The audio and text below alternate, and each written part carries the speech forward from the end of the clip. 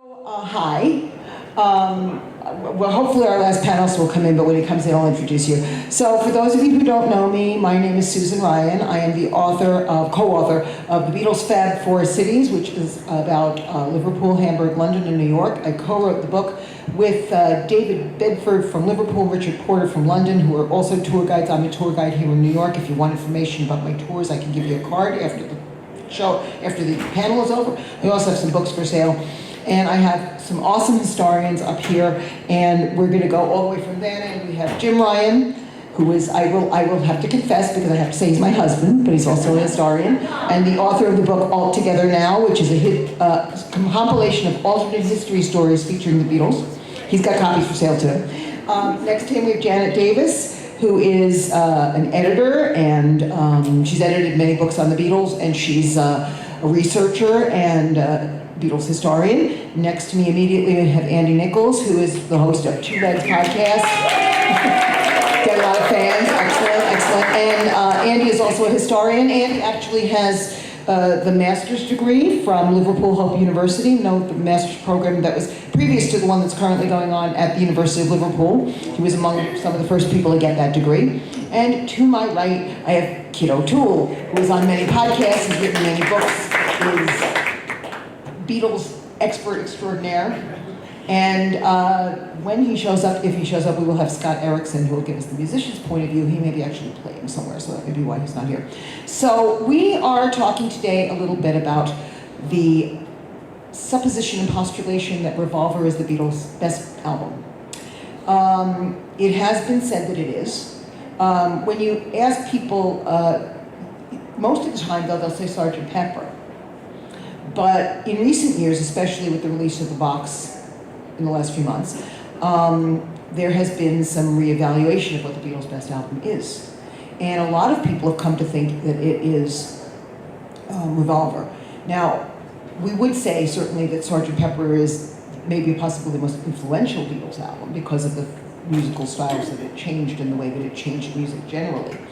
But now people are looking at Revolver through new eyes. First of all, who has the Revolver box set? Just about everybody, I figure, yeah. It's a beautiful package, it's lovely, and it may get you to listen to it differently, and there's some value-added material and some other things, and there's a book and a whole thing. So that kind of jump-started our idea for the conversation today was that this new box was out, and we would talk about this. Now, a number of years ago, in Beatle Fan magazine, there was an article by our very own Al Sussman and Bill King talking about Revolver being the Beatles' best album. And it said literally what I just said now, that people would have said Sgt. Pepper, but maybe you need to think again. And we started talking about it. Now, we have researched and thought about many of the articles. We read a lot of articles and a lot of contemporary reviews. So I want to start by let's start by talking about some of the things about the album that happened at the time. Not all the reviews were positive. Many were, but many were not. I seem to recall, as a matter of fact, though, how many of you know the book Growing Up with the Beatles by Ron Schomburg? He talks about buying Beatles albums and getting to Rubber Soul was fine, but getting to Revolver is getting a little weird for him. And he kind of didn't listen to them for a while because the album was weird. So does anybody have any thoughts on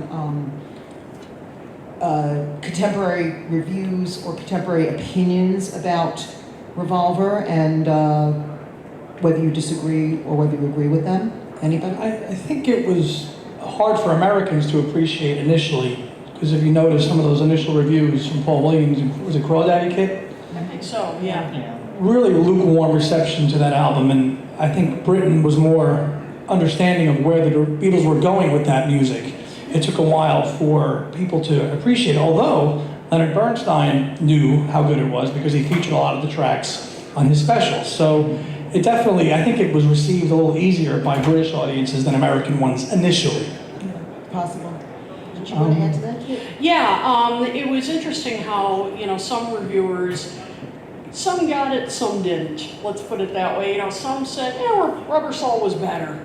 Yeah, you know, but there were some that, you know, one of them really nailed it, and I'm trying to find which one it was here that said that Revolver was a leap forward for electronic music, which I thought was a pretty, that's a you know, really impressive insight, because in many ways, you know, it was. But Tomorrow Never Knows was the track, not surprisingly, that kind of baffled people the most. And I understand why, I think we all do, that either, you know, people thought it was, you know, some of the reviewers would say, I don't know if I quite understand this, but I admire the experimental nature of it, and others would just say, too weird, you know, but a number did. Another thing, though, that fascinated me was how many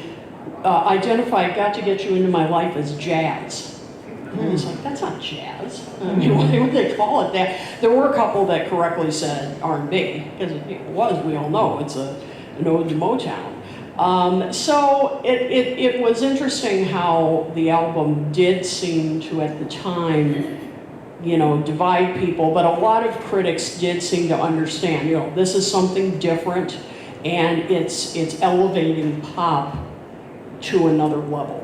You know, this is more artistic. In terms of one thing to keep in mind, everybody talks about history being a lens through which we look at the past.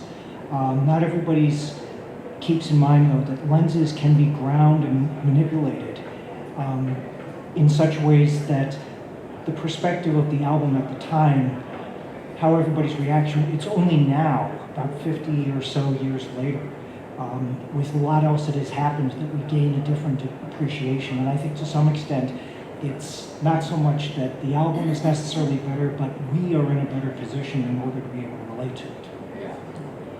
Janet, did you have I'm going to talk about 1966 as a year of major transition, maybe the most transition that they ever did in 1 year. Think about what happened that year, and it wasn't all good.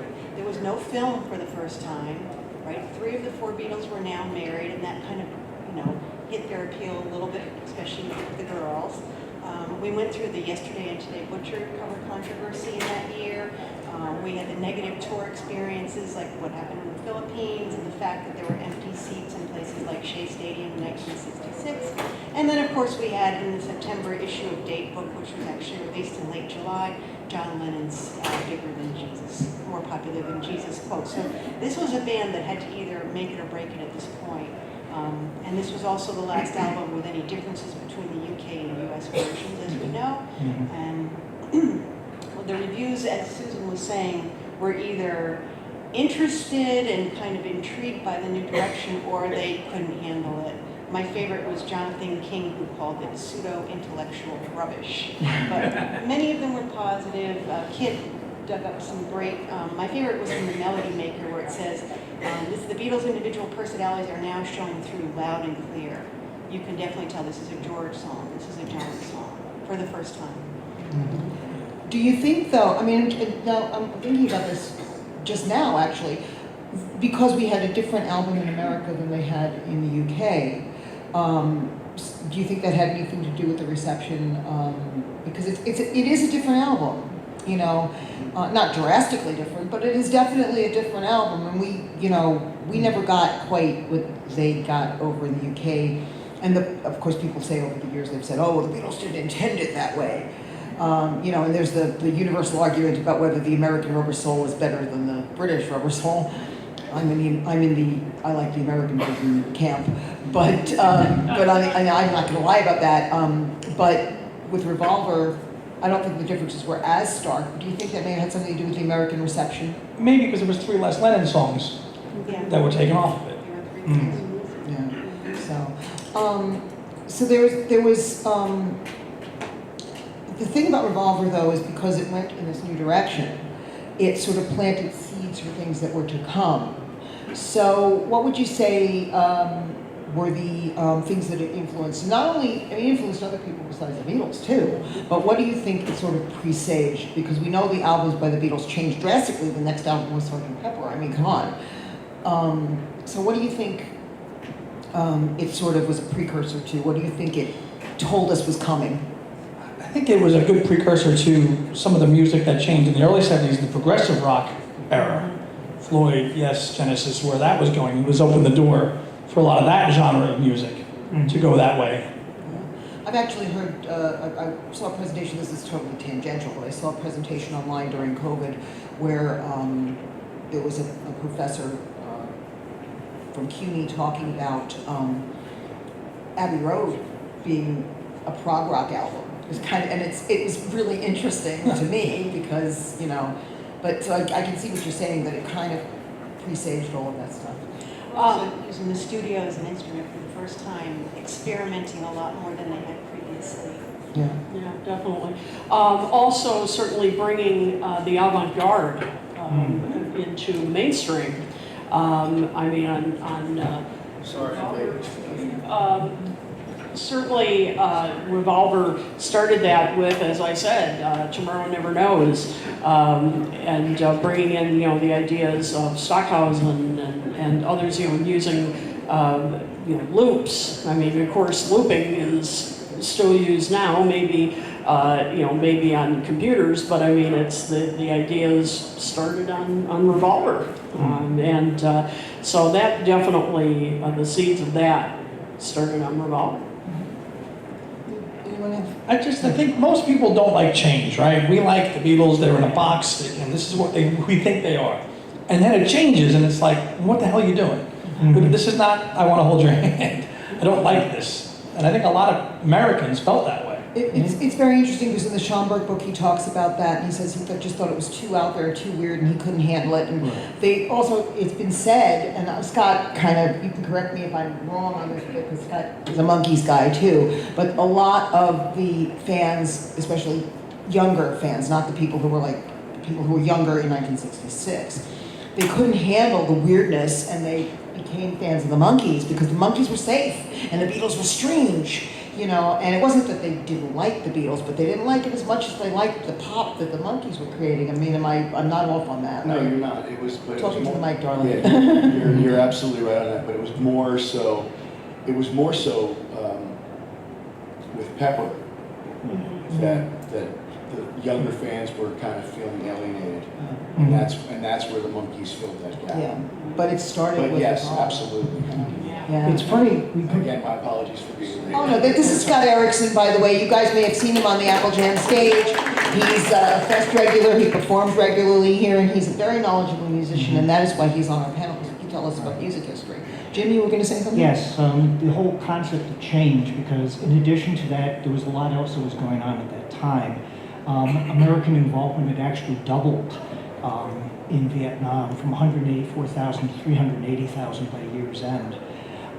This was also the start of the major anti-war protests that were going on. So there was a lot else that was happening at that point that may have dulled everybody's appreciation for it. As Janet said, there was also, people were losing interest in the Beatles, and without anything that was there Beatle-wise in order to hold attention, and everything else was driving people crazy.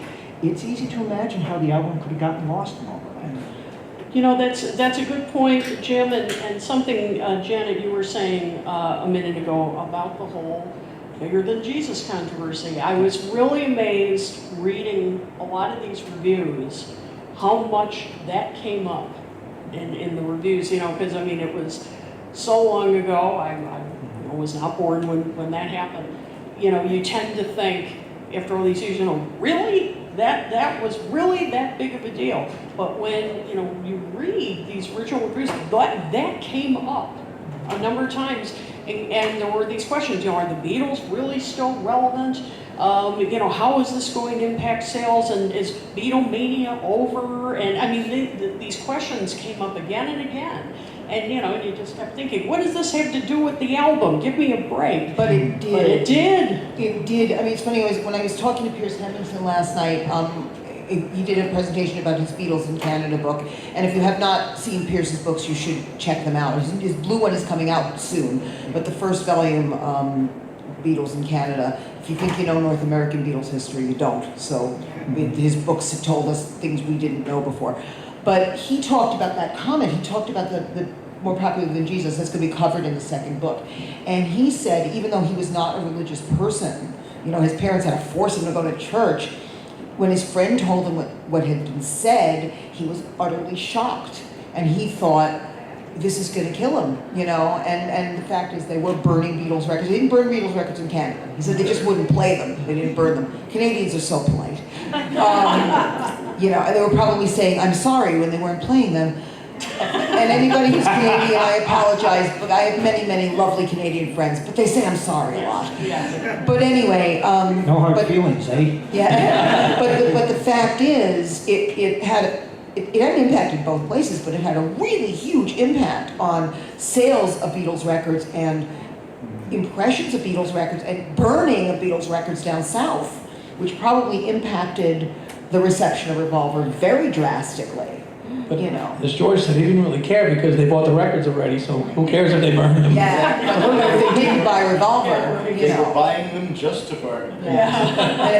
Speaking of the record, if I'm not mistaken, maybe somebody on the panel here could correct me, but there weren't a lot of tracks from Revolver actually performed on the 66 tour. No. So it's possible that without that level of promotion that they had, they could do it on the road. That might very well have led to a lot of the album just sliding away. Well, it was starting to become the stuff that was, they did it in the studio. It was impossible to replicate on stage, which, you know, we've all talked about that. I saw a hand over there, so we'll get to you in a second. But that it was starting to get to that point where they couldn't do, because they were doing so much studio manipulation, they couldn't do it on stage anymore. That may have also had something to do with the decision to stop touring, aside from the fact that touring was hell.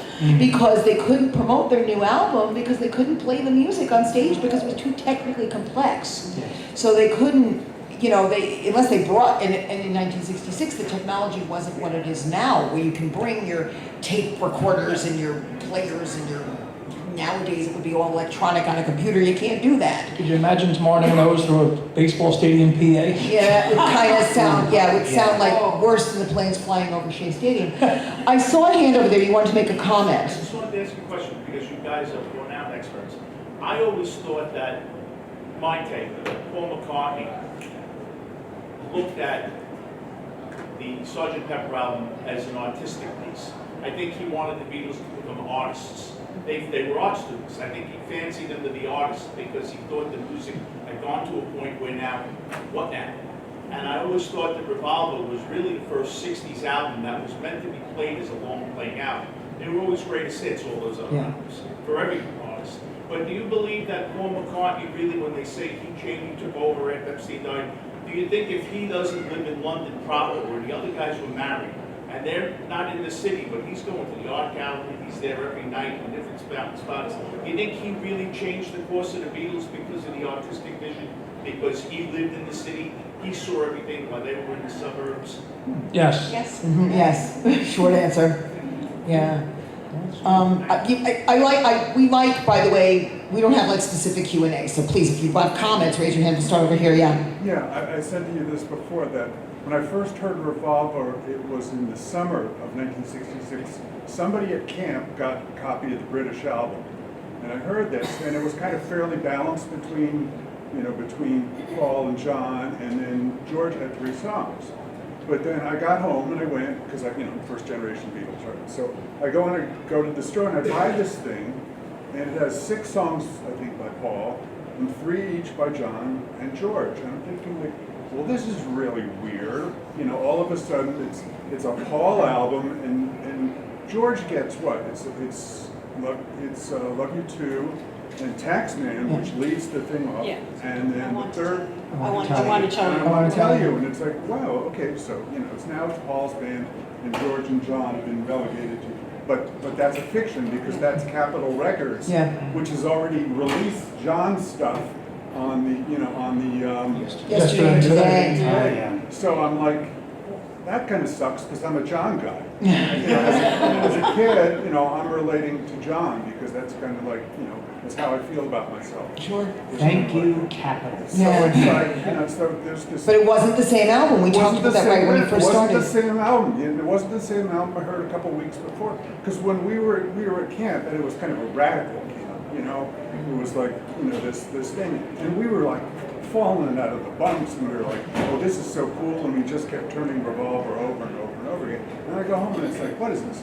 Yeah. McCartney and the Beatles. You felt cheated. Yeah. Yeah, I hear you. I was cheated. You know. I hear you. Yeah. But it was a very different record. It wasn't until like the CDs, Yeah. you know, that I heard, you know, Revolver. I wonder if anybody else in this room is like me. I grew up on those albums, the American albums. Yeah. And to this day, I can't always tell you what's on what album It's because I like get so forget confused. now. My brain I goes used to somewhere. know the order of the songs Yeah. on the albums. Now I'm clueless. Not anymore. now. Exactly. I can't tell you what's on the CDs. I see hands back there, so It's yes. interesting. Yeah. Scott, you were saying.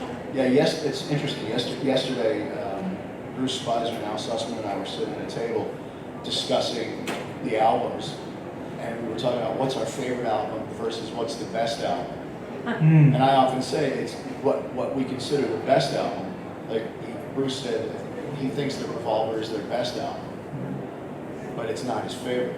And I actually said, and I said, I said, if you want to go track for track, what is the best Beatles album? Track for track, Capitals Meet the Beatles is the best Beatles album. Track for track, every song is a winner.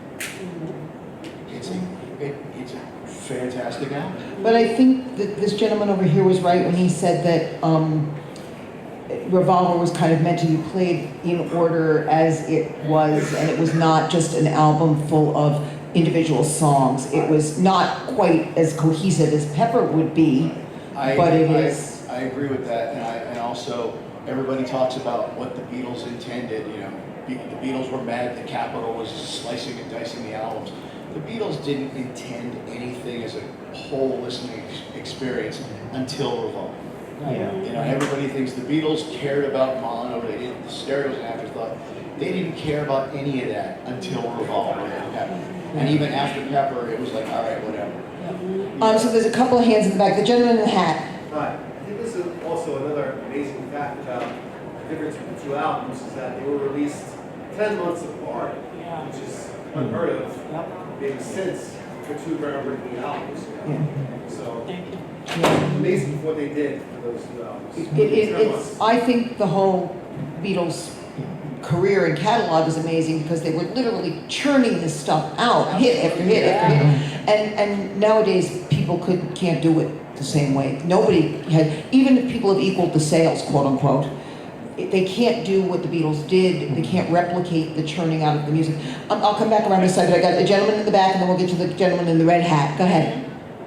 One of the oddest things I find about Revolver is Tomorrow Never Knows was the first song recorded for that album. Yeah. Yeah. I mean, Yeah. how you explain that song you recorded and then they kind of dropped that really weird psychedelic sound and put it, did the rest of the album. Yeah. You would think that would be the last song leading to Pepper. You think so, but they didn't do things in the order that we think they did. No. Found it so weird that they just said you can't do any more of that. Yeah. The other fun thing about Reason Tomorrow, was.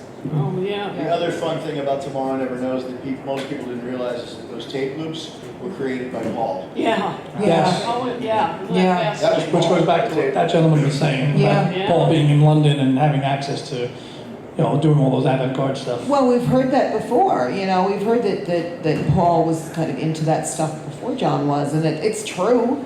Nobody can say it wasn't. The man in the red hat, you had a question? Or? So I was wondering if anyone on the panel cares in terms of it's sort of back to the future question. Okay. In terms of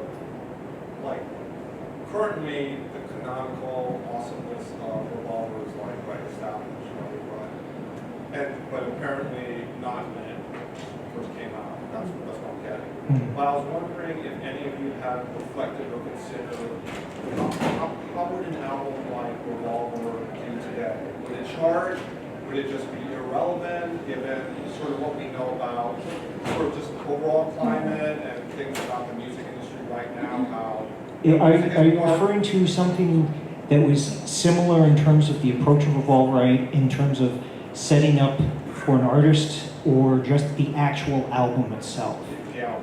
The actual album. Yeah, itself. it's like, is there, just given that this is not the best time for band music Yeah. necessarily, very kind of trending heavily toward EDM and hip hop and other genres. I wonder if anybody else on the panel, I've said this before, and I don't know if anybody, you can disagree with me, absolutely. I've said based on charts and based on sales and based on the way the music industry, it catalogs itself and chronicles itself, that the Beatles, even the Beatles might not have made it as big if things were still, if things were the way they are today. You know, just in terms of cataloging and chronicling sales. I don't know if anybody, you know. Well, we're talking about the album as a case, and in an era where Spotify allows you to pick and choose, would that concept even actually come across anybody's mind? Yeah, speaking from the musician standpoint, it's kind of an impossible question to answer. You really can't take an album, a 50-year-old album, and ask how it would be received or marketed by 2023 standards, and because there's no way of knowing. The music industry is such a Most people The industry is not what it was in 1966. It's No, because most kids today don't even want to listen to an album. They don't have the it's attention. just completely unpredictable. They can't. That's something we talked about when we were planning for this panel, was the idea of Spotify and the idea of download. And that when you can go on Spotify or onto wherever you buy your music to download your music, you can download a couple of tracks, you know, and you don't have to listen to Revolver in order, and you don't have to listen to Pepper in order. Tom, you had a comment. You guys talk about, I mean, especially the guys that, or the panelists that listen to it firsthand, I mean, just about every track was a different genre. Yeah. And that was, I mean, was that a first? I mean, do you guys remember hearing any other album that presented an album like that? And Kim, I know you teach a lot of different genres as well. I mean, every track is basically a different genre. It's pop, but they incorporate different genres of music into those tracks. A number of reviews that I read commented on that.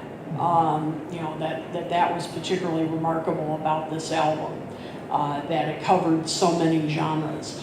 And certainly, I mean, it wasn't super unusual on the charts in the 60s to have, you know, different kinds of music. But I would say Revolver did kind of set a new standard for that, because there are so many.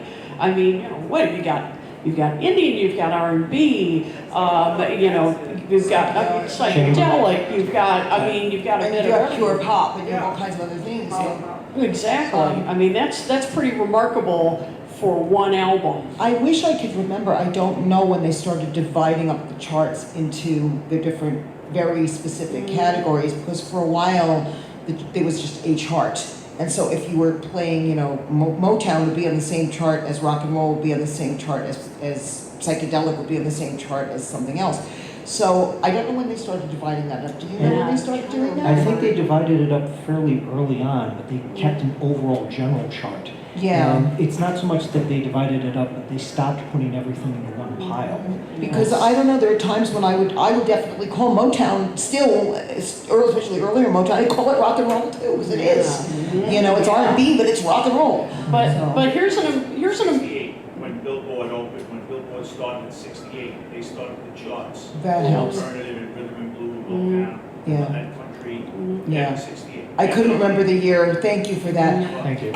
But here's an important thing, and a number of reviews noted this, and Paul McCartney, in one of the articles I sent you guys, the Beatles were briefly interviewed, and some of the interviews were just kind of them saying, you know, we're a little light, shall we say, a little lightweight, but because it was just kind of a, you know, pretty quick interview. But They still expected that from the Beatles. Exactly. But at one point, Paul said in the interview, you know, we are at the point now where we feel that our fans will follow us, where we go. And that sounds very arrogant, but what he meant was that, we can take some chances now. We can challenge them, and I think they'll follow us. And this is the album where they really started doing that, didn't they? I mean, they really did. They with the avant-garde, as I mentioned earlier. And so I think this was an album, and maybe this is another reason why this album might not work as well today.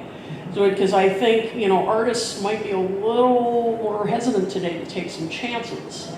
Whereas this one, boy, did this take some chances, and this may have split some fans. I don't know. I don't know if that's arrogance. It's arrogant, certainly, but it's also confident. Yeah, exactly. They knew what they could do. I see a hand all the way in the back, yes. To your point, I just wanted to point out what a wonderful transition it is from the end of Love You 2, with the Indian sitar swirling into Here, There, and Everywhere. Yeah. And that a cappella, the transition of the jarring sitar into the mellowness of the voice. Which is in both the American and Yeah, it's both the American and the Right. British one.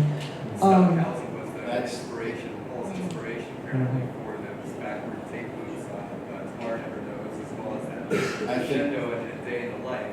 Do we know who introduced Paul to Stockhausen? Yes, yeah. I think he was listening, and it was kind of courtesy of the Ashers and, the circles that were Miles. traveling in, and I'm sorry? Miles. Yeah, Barry Miles. Barry Miles, you're right. Yeah. Absolutely, yeah. He was being exposed to all this, and in the mid '60s, I mean, it was the height of the Fluxus movement, the noise music, and so forth. John Cage, this was the height of this, and so he was a very good student of this. Yeah, as far as coming out of Love Me Too into Here, There, and Everywhere, the sequencing and the flow, I think that's all George Martin, who put everything in order Yeah. and did the sequencing. Did anybody down the other end, because I'm kind of like, you're all the way over there. Do you have any comments about what we're talking about? I'm just curious. Jim, Janet?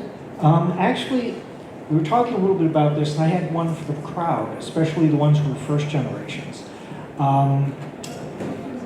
In terms of looking back on the album, I don't know if anybody remembers a few years ago, there was an episode of Mad Men, Yeah. Oh, yeah. which ends with the character telling Don Draper, put this album on, put the last track on, and that's the best way to experience the album. Did anybody really do that, or was it just a construction that they did for the series? After Mad Men, you mean? Like, wasn't Yeah. that from Van Mad Men? I don't think Maybe. anybody did that. No, I think I wasn't even there truly, but I think that was just something that now we can look back on it and go, oh, Tomorrow Never Knows is so cool, and yeah. Mad Men had to pay a fortune to put Yes. Beatles songs. Yeah. $325,000 People don't do that. for both Yeah. Sync and So- Master, so yeah. I think they were making a point, but they paid for the song. We were talking about in our planning for this, like when did actually the time period come when everybody thinks, oh, Revolver's the best album? And Yeah. I think that was probably around the anthology time. Yes, yes. Which we yes. talked about, because now we saw them actually going to the studio and going through the multi-tracks and listening to it. And I think that's kind of where the period was like, oh, Revolver's not the best one. When we started getting the glimpses of the creative process. Mhm. I mean, and we're still getting that. I mean, Get Back was full of that, and has anybody read Robert Rodriguez's really excellent book on? Yeah, that's what I was gonna yeah. make the point. I mean, I think that's when it really started to take off. Yes, with you're Robert right. Rodriguez. Yeah, because he wrote this. Yeah. If you haven't seen it, he wrote a fabulous book all about Revolver. A little bit of a timeline here. Of course, Anthology was the end of 1995, as we all remember. The Beatle fan article and cover story that Susan referenced came out in July, August of 1966. And the cover was the best album, Revolver, the best album. I remember being not shocked at the 1966. time, because it was so established. 96. Oh, I'm sorry, 96. It Yeah. was so established that Sgt. Pepper was considered their masterpiece. Yeah. And all of a sudden, here was this kind of idea that Al had written this article, Al Sussman, as we mentioned before, wrote this article and talked about how it was sort of an undiscovered masterpiece. That was 1996. By 2001, VH poll had it voted the #1 rock album in history. So it's definitely the mid-90s to the early 2000s. Which I think is a great example right there of of looking back and reassessing, which most societies do when they do look at their history.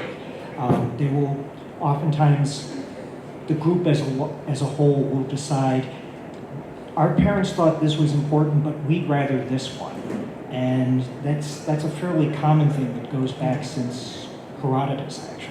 Gene? I can just tell you that if, as a first generation person, if I wanted to share the Beatles with a new person who hadn't heard them during the cassette era, what I would do is I'd give them a cassette and it would have Revolver on one side and Rubber Soul on the other side. Yeah. Those, I would say these are the two you need to hear. It's interesting because I always, still to this day, think of those albums as sort of the twins. Yeah. You know, they're a pair. George Harrison even said they were like Volume 1 and Volume 2. parts of one session. Yeah. That's what I was gonna say. George Harrison, when he was denouncing the Beatles like hell, said that 18-month period was really pretty happy. So if he's saying that musically, it means they were really clicking. And I think McCartney with Revolver went to that the heavy bass. He went off to Oscar. He wanted the heavy bass sound. So they were really clicking. There's some to drive my amazing- car, the bass and the drums. Because he Just was, that- George was bored to death on Pepper, as he said. And Lennon was I learned how to really use chess. Yeah. at his peak. Yes.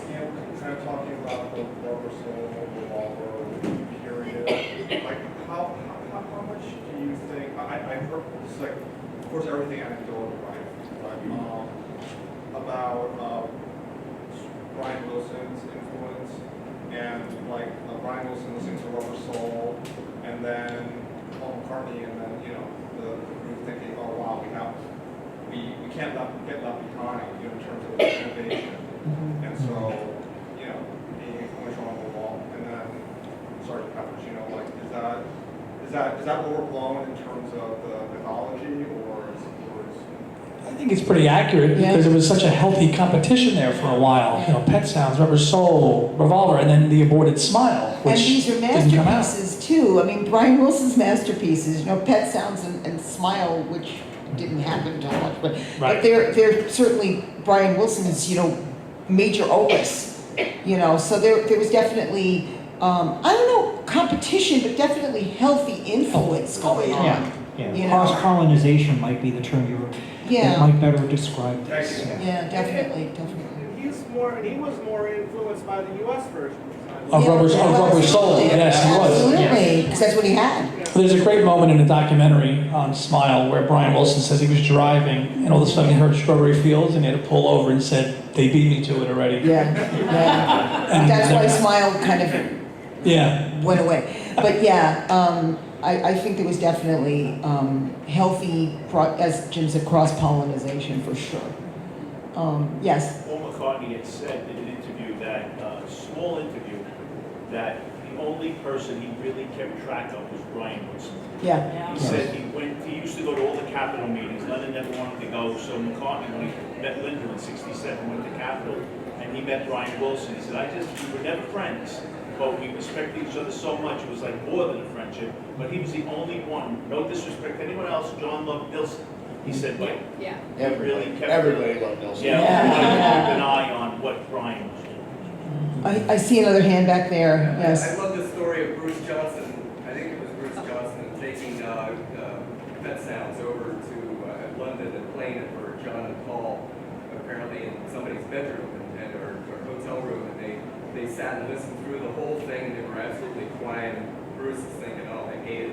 And then I don't know if it was Paul or John, but just simply said, play it again. And, Well, Paul McCartney has said many, many times that it's his favorite album. So He doesn't talk about his own albums that way. it was Bruce Johnson that took it to The acetate, Yeah. But there's a reason. That sounds a great album, so. Yes. There were two things that you guys didn't discuss that are kind of loom large in my mind about Revolver. First, the really unusual cover. Yes. Very artistic, the line drawing, the pasting of photographs, a bunch of heads, right? Everything's heads. And then the second thing that was unusual about it was the name. Does anybody know the story about the name? Why a revolver? I guess kind of a Yes. There were a couple What does a stories. record do on the turntable? Yeah. It revolves. It revolves. Oh, that's it? That's it. That's the entire story. You know, Yeah, well, I think that was part of the, Yeah, part of the pun. when I was younger and I heard the term revolver, I thought it was a gun too. But interviews with Paul, what does a record do on a turntable? It revolves. yeah. Get it? In terms of, That's it. in terms of the album cover, recently they released Klaus Bormann's first draft, which was more heavily inked, and they looked at it and said, okay, maybe we can do something to go a little bit beyond that. So he came up with another one that was just roughs and photo collage. So, but And it's also, no. I was gonna say, it's also a step, if we have the Rubber Soul Revolver AB, Rubber Soul was the picture that was sort of distorted, the first step, and then Revolver was the completion of that, sort of abstract, interesting artwork that was not just a picture of the band. Tom? There's another cover for Revolver. Lars Bormann wasn't the first photographer they went to. Right. They went to another photographer, and it looks like a record with all their faces from the center going out. Right. Have everybody seen That's that what they used for picture? the B-side, the picture disc and the reissue. Exactly. Yes. But that Yeah. was originally what the cover was supposed to be until John went to Klaus. Bormann. And Klaus came up with something that, in my opinion, was just a miracle creation that Yeah. works so incredible. It's perfect. And you can't picture it with a different cover because it's so iconic. Exactly. I mean, if you're a Beatles person, and even if you're not a huge Beatles person, if you say, what does Revolver look like, people know. Yeah. Has anybody seen the new painting that Eric Cash has done? Oh, no, It's it's good. portrait. He took the Revolver cover and actually did photorealistic portraits of the Beatles in Klaus's portrait, but it's actually the photorealistic Yes. Is it in the of the program? guys, but without, you know, Is it, in the album cover book. It's beautiful. Is it in Eric's With room? that picture showing the corresponding photograph. Yes. Where Klaus took the people, and that's been, the articles have been out there for the past maybe year, and I think it is so amazing a story to see where these pictures came from. But that really showed the talent that Klaus Bormann had. oh, absolutely, absolutely. I saw a hand back there, yes. Is there any reason or story as to why Taxman opens up the album? I'm going to hop in on this one. I actually think it's a great beginning, and it's not even just the song, it's the noises that you hear, the Yeah. coughing. And I'm going to refer to the Ron Schaumburg book again, which I swear I have memorized. It's one of the first Beatles books I ever got, and growing up with the Beatles that he wrote in the 70s. And he talks about that, and he said it was a signifier to him that they had moved into the studio. You know, just those sort of coughing 1, 2, you know, that sort of thing. Now they were a studio band. And he also brings up the fact that the last track, the very last words in the last track were the end of the beginning, which is also very appropriate. Back there, yes. Bottom of page 5, Okay, that's Eric good. Cash picture. Good. Of the program. Thank you. He's holding up the program. So it is in the Thank you. program, the picture that Yeah. Tom was talking about, that Eric Cash drew, the Eric is- realistic pictures from the Revolver cover. Eric is here, so you can go to the room where he is and you can see his artwork. Also, too, I think, I think it's a nice moment for George, too, to finally get a moment in the sun, to get a lead-off track Yeah. and one of his own songs. Yeah, And yeah. an interesting side note, Three songs on the interesting side note, sorry, Jan. Interesting side note, the Monkees album Headquarters opens off with a slight little parody of the opening of Taxman. The song You Told Me it starts with a little parody of the count-in that from Taxman. It's the Monkees going 3, 1, 2, 3, 1, 2, 3, 4. Oh my God, I never thought of it that way. You're right. It's an exact, and it was definitely an homage to Revolver. That's pretty cool. Janet, you were saying? Oh, I got finished. Okay. 8 years old. I was today Yeah, years old when there I you wrote go. that. Something Wow. new every single day? That's right, that's right. So any other comments about, we have a few more minutes, so any more comments, questions from the audience, or anything that you'd like to talk about? I'm sorry, you were saying. Yes, go ahead. Does panel verify that this album contains a song when the Beatles play an instrumental? Yes. Love You Too. That's right. Love You Too. George played an acoustic guitar for the demos and the basic and maybe the basic tracking, but his guitar is not on the final mix. So there are no Beatles performing on Love You Too. It's just George's vocal. I was thinking of Eleanor Rigby is another one. Yeah. Oh, yeah. It's a string quartet. Sure. What do Yeah. you think the story was, if you probably know, why Paul took the lead on Taxman? George couldn't get it down because Paul plays the lead on Taxman. That's right. Yeah. And I'm wondering, you would think that that was George's song, and why would he defer to Paul? And at that point, I think it was whoever could play a part that could best serve the song. Yeah. Yeah. There were. I don't think, and maybe I'm wrong, but I think at that point it wasn't about egos. Right. It was just whoever was doing the best part. They deferred to each other all the time at that point. They did. Yeah. Yeah. I have a good question for our panel, Go ahead. all of our panelists. Who played bass on She Said, She Said? Yeah, that's right, because Paul walked out. That's probably. I think that's probably George. It's hotly debated. It's probably George. Yeah. Or, yeah, it's never really confirmed. Paul walked out, he didn't play bass on it, but I don't know, some people say that he did. That's a modern one. Isn't that why John played I Dig Pony? Because George walked out? Yeah. Yeah. And that's Yeah. why- Well, if the guy who's supposed to do it isn't there, you got to do it. Pay for the studio time, you know. Dig a Pony was done on the rooftop, so George is on that. Yeah. But, Yeah. oh, no, what-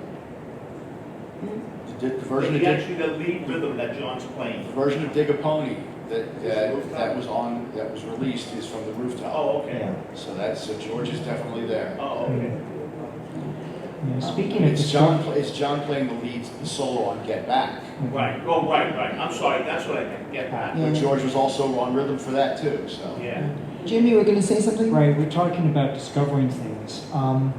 As a side note, it was interesting that back in November, Giles Martin was quoted in an article to say that he didn't think that there was anything he could pull up that would be new from Revolver, from all of the mixes, until he got Peter Jackson in, and he applied some of his magic down from New Zealand in order to fix that. So to a large extent, I think our ability to reassess an album will depend upon our ability to use new tools and technology to approach it. And as a result of that, there may be earlier tracks that we may even think are better than what we've seen on Revolver if the proper tools are applied to them. But I don't know how much stuff there actually is from earlier stuff. There's plenty. As a matter of fact, the box that came out last year, Revolver, was originally planned to be a twofer. It was originally planned to be Rubber Soul and Revolver, until somebody reminded Apple that they could make more money by releasing them separately. So by the end of this year, we will see a Rubber Soul box. Which would be lovely. Yeah. Yeah. I would say that's a safe bet. As much as I love and respect and know its place in history on Revolver, Rubber Soul's my favorite album. So that's Actually, I think we've talked about this before. We've talked about this before, but the American Rubber Soul is my favorite. Yeah, the American Rubber Soul is a perfect folk rock album.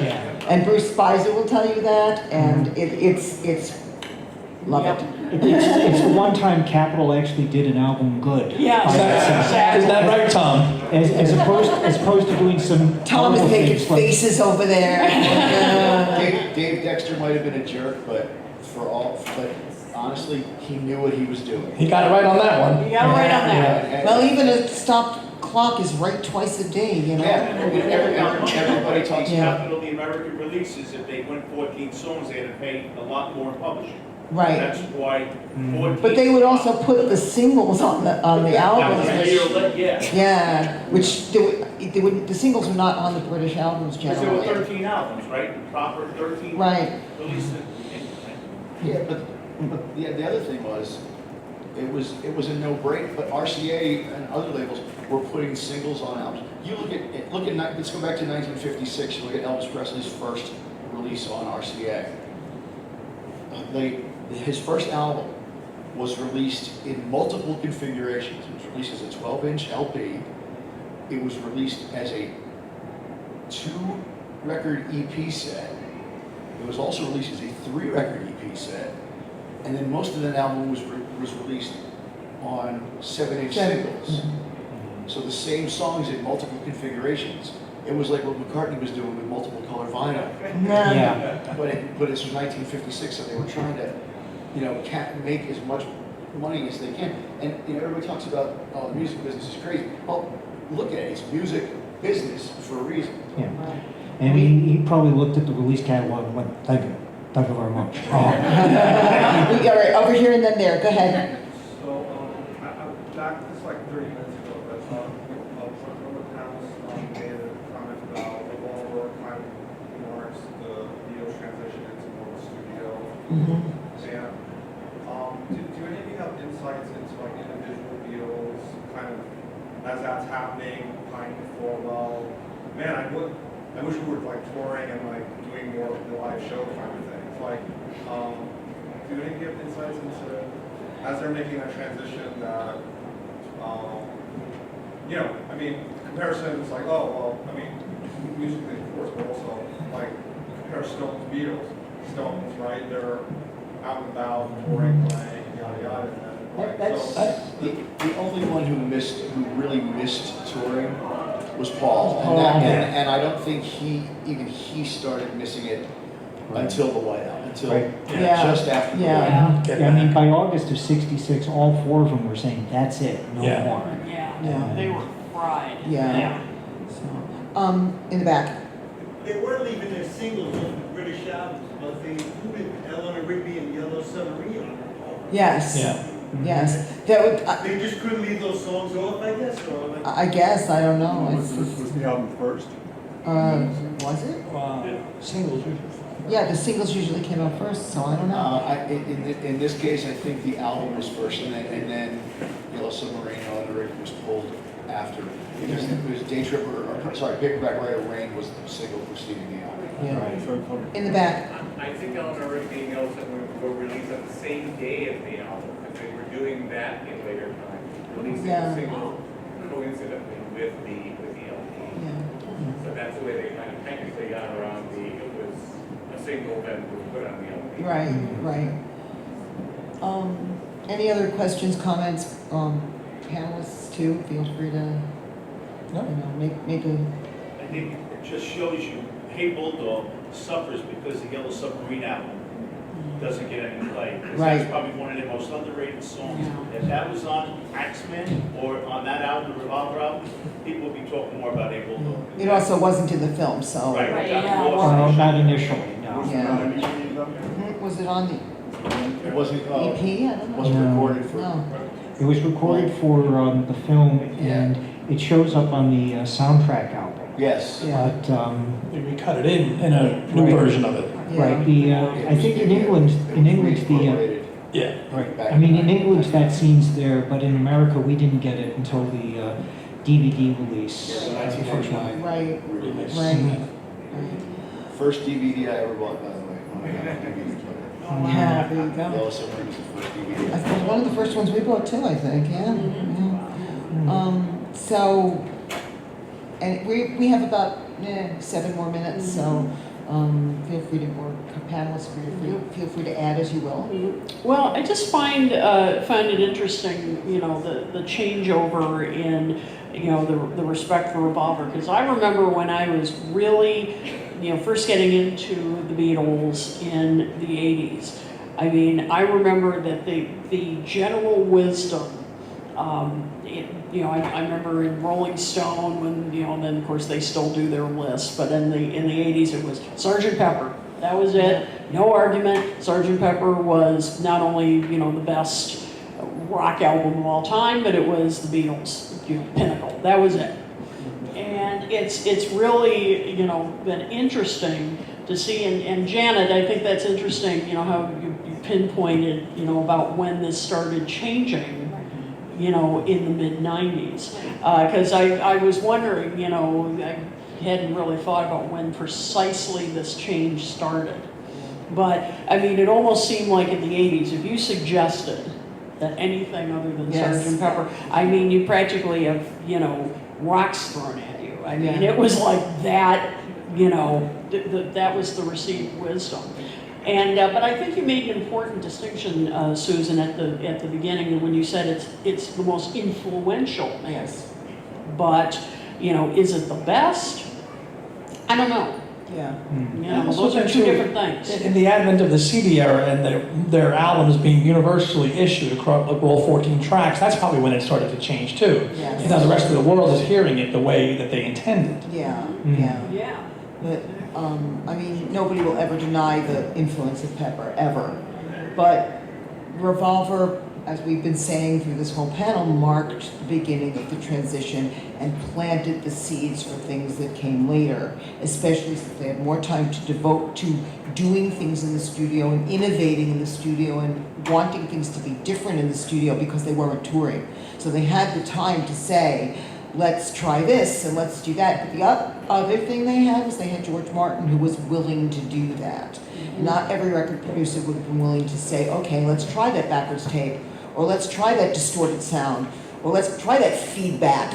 George Martin was willing to do that. So it was a combination of things, Such an important point because, when there's been the arguments about who was the fifth Beatle, and I always felt it was George Martin because, he really just knew how to work with them. And just thinking about, going back to Tomorrow Never Knows, imagine anyone else knowing what to do when John would say things to him about, I want to sound like I'm on top of a mountain with, 3,000 monks or something like that. And George was like, okay. There was also new equipment too. Let's give credit where credit is due to that. It wasn't just George Martin, it was the engineers. Absolutely. And the It was the engineers equipment, who were willing to break the rules to make that happen. but there was also equipment that was invented to be used in the studio. Wasn't artificial ADT invented? Yeah, but Ken Townsend did that. Ken Townsend and Ken Scott, the engineers, and Jeff Emmerich, whose memory may have become faulty or told the stories he wanted to tell in the way he wanted to tell them, which were less than truthful in retrospect. But give him credit, he broke the rules of EMI Studios to give the Beatles what they wanted. It was a real team effort. I saw a hand over there. Besides George Martin saying that he was like the fifth Beatle, would you consider like Billy Preston the fifth Beatle since he's the only one that had David Credit? The title is so, you can give it to 20 different people. Exactly. Not Murray the K, okay? No. 2 years ago when Billy was when Billy Preston was inducted into the Rock and Roll Hall of Fame, Ringo said Billy was a Beatle and he was a Rolling Stone. If Ringo says Billy Preston was a Beatle, that means Billy Preston was the fifth Beatle. But George Martin played on a lot more tracks than. Yeah, but he wasn't a Beatle. He played piano on. Billy Preston was the only person to get credit by name. So You'll forgive me if I say this, but Clapton played on My Guitar Gently Weeps. Not it credited. was uncredited, wasn't it? every time this It was conversation, uncredited. every time this conversation starts, the same thing goes through my head. Number five, number five, number five, number five. George Martin played on something like 40 tracks. Of course he did, but George Martin, the only outside musician to get credited on a label as an artist was Billy Preston. And I think, it's funny with the, we have like 2 more minutes and then we're gonna be, Tom Frangione, who's sitting back there, hi Tom, is gonna be in here for trivia and hang out because it's a lot of fun and you can win some cool prizes. The thing about the fifth Beatle title at various times in the Beatles story can belong to different people. Right. But like I said, never Murray the K. That's right. One last question and then we're done. Who in this audience is familiar with the Analogs? A band. The Analogs, they're in Europe, they're from Europe, yeah. Denmark. Yeah. They perform live exactly note for note. Your vocals are different, but all the Beatles albums that the Beatles didn't cover. Yeah. Revolver, Sgt. Pepper. And they don't do it digitally, that's why they're called. Those instruments that were used to record those songs. Yeah. Like Eleanor Rigby, they have the exact violin. But that's why they're called the analogs, because they don't do it with electronic tape. I have heard about them, I have friends who have seen them. Everything they did is on YouTube. They don't come to the States, and I wish they did. Check out the analog. I've heard great things about Steve. Thank you for the recommendation. It's ringing a bell. Wow. Yeah, they're wonderful. Okay, so I want to thank everybody for coming to this panel. We enjoyed talking to you. We enjoyed your comments as well. That's what we try to do with these panels. We want to hear what other people have to say, make it a dialogue. I want to thank Scott, Kit, Andy, Janet, and Jim, and hang out, guys, for And thank trivia. you for yours, too. And thank you for. And if you